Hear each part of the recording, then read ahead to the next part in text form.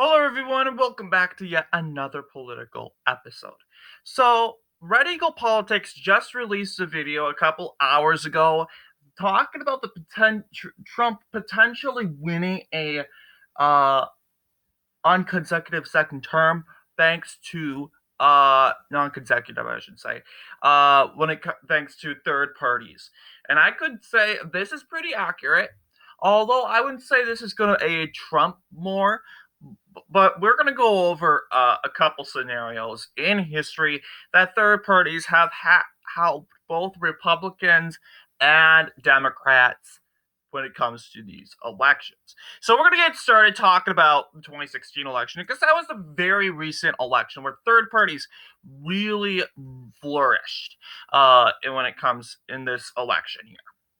So the 2016 election, when we take a look here, if you all know, you'll know that we had a lot of electoral votes here. These aren't necessarily really third parties. These were unloyal electors. They decided to go and throw their votes to this one in Washington. Decided to go to Bernie. We got one from Paul. We got one from Kasich in Texas.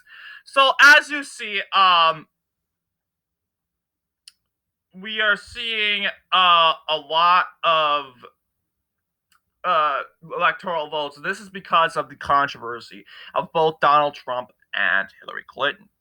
Donald Trump has made controversy because of recent comments and the wall, of course.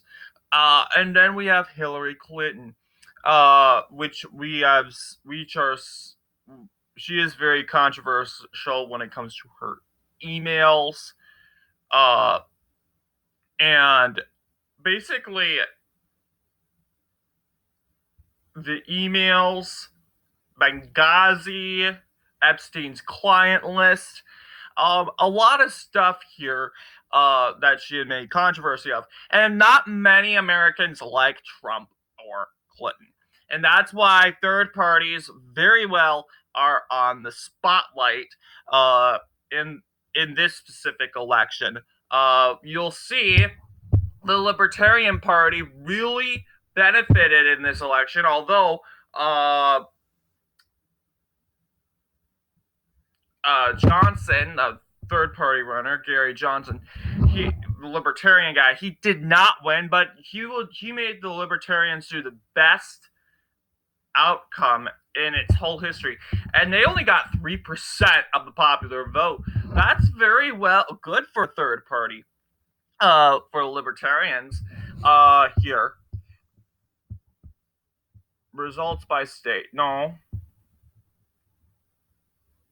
All right. Yeah. It's being slow and stubborn. But the point is, yeah, 2016 was some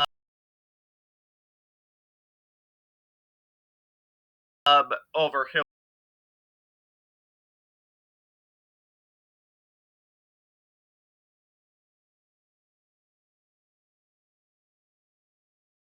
We're being delusional for thinking that Clinton would win 15% the victory margin. I think that is completely delusional because forgetting that, Hillary Clinton's a controversial person.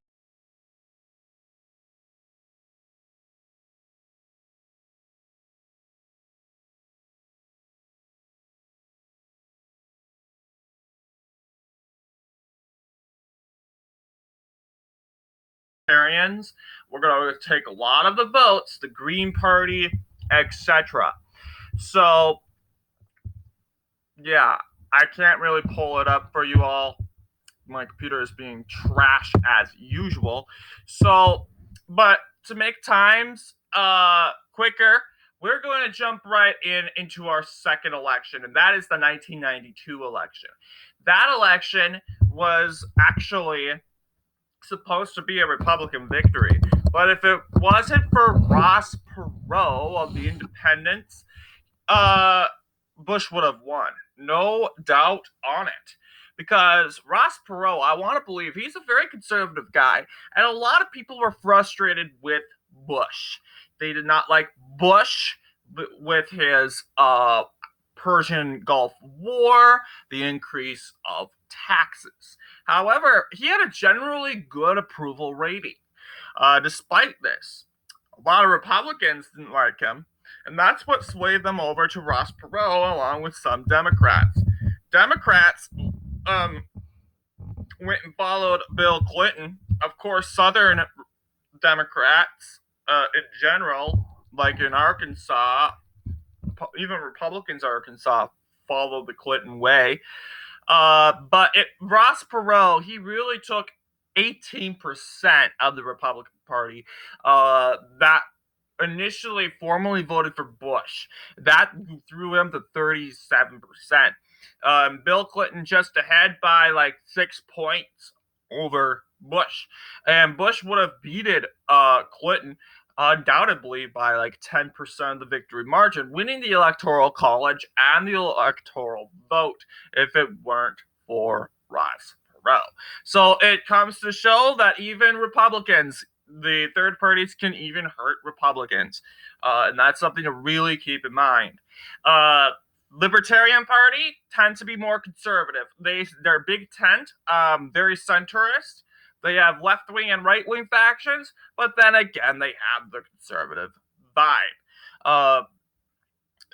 Once again, traditional conservatives, they will go libertarian. There's also the Constitution Party, very right-wing. They'll steal a lot of votes from the Republicans if needed to.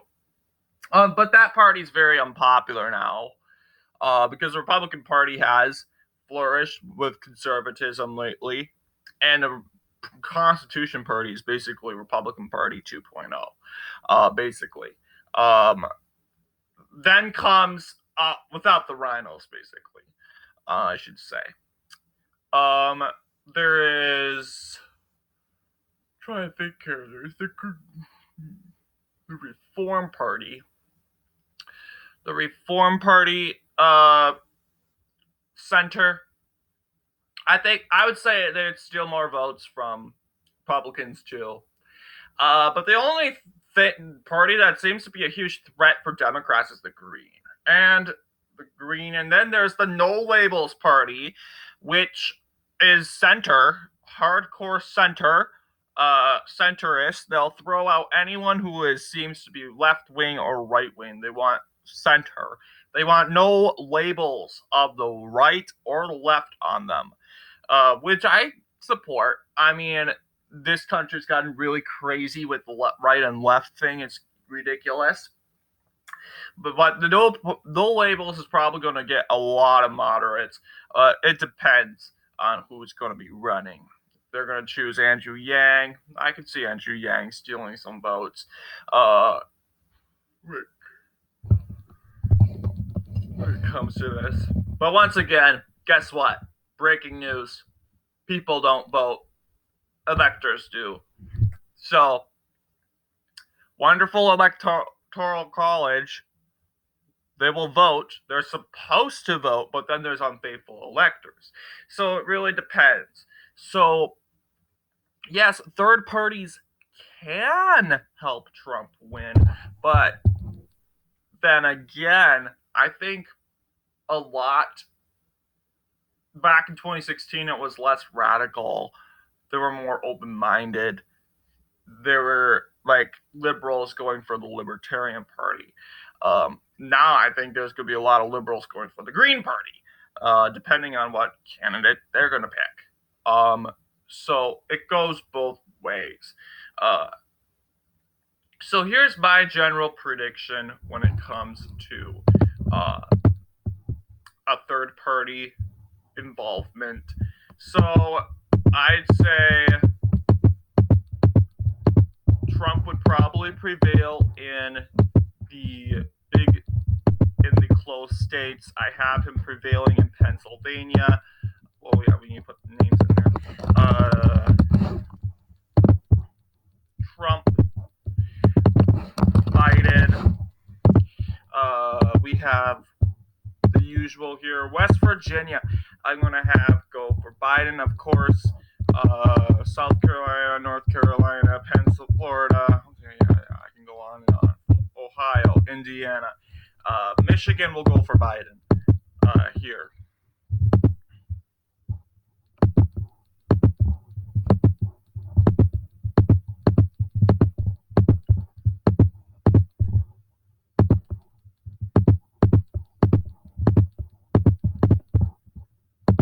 Yes, despite there being a lot of conservative third parties, I do think this is probably going to benefit Trump. Because then again, you probably only need one third party to screw everything up, and that would be the No Labels or the Green Party for the left. So you just need one third party. I mean, if you imagine taking all the third party votes and combining them to one candidate, that candidate would probably make. I don't think it would make the electoral college, but I think it would make the debate stage definitely. Uh, so if like centrists combine all their forces, all the third parties together to create one party like an independent, I definitely think that that candidate would make the debate stage. So only if it is a Trump or Biden rematch, I think this is a third party sort of thing will be possible. So what do you guys think? Anyway, this has been my prediction of a third party victory for Trump. And what it looks like here. I hope you guys enjoyed this episode. I'll see you guys in the next